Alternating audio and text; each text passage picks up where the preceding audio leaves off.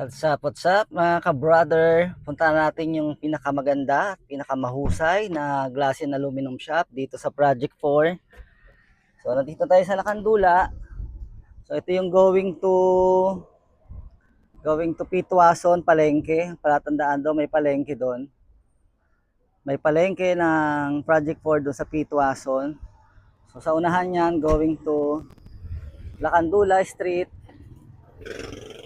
So baybayin mo lang yan. So yan, Lakandula.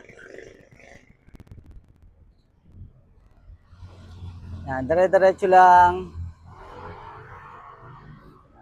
Makikita nyo na yung pinakamahusay, affordable na glass and aluminum shop dito sa Project 4, Barangay Bagong Buhay, Quezon City.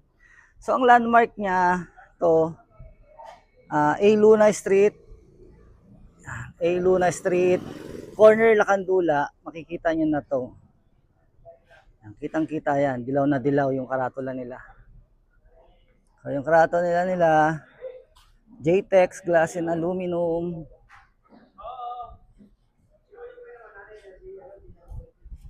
Yan.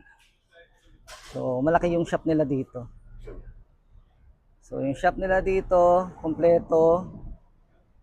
Yan. Kaso ka lang, may makikita ka dito na gwapong-gwapo na ang pangalan ay Diana. Yan. So, pwede kayo mag-inquire dito sa harapan. Ayan si Diana. So, pwede kayo mag-inquire dyan. Mabait yan. So, madaling kausap yan. Kung discount lang ang pag-uusapan, ito yung mga ina-offer. Sliding door, sliding window, sliding casement, window, mirror, bevel, tempered glass, shower enclosure, screen door, jalousie, and patch fitting door. Ay, yung patch fitting, yun yung frameless.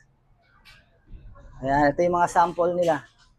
So, sample nila, ito yung modular cabinet. Ito yung uso-uso ngayon. Modular cabinet. May mga kulay yan. May silver, may black, may brown, may white. So, ito yung magnetic cabinet. So, makikita natin sa mga pang-display natin.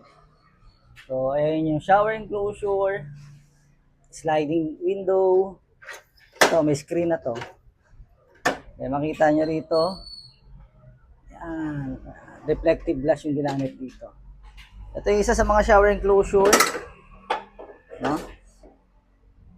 So, bamboo yung design niya. So, dito makikita natin ito yung production area.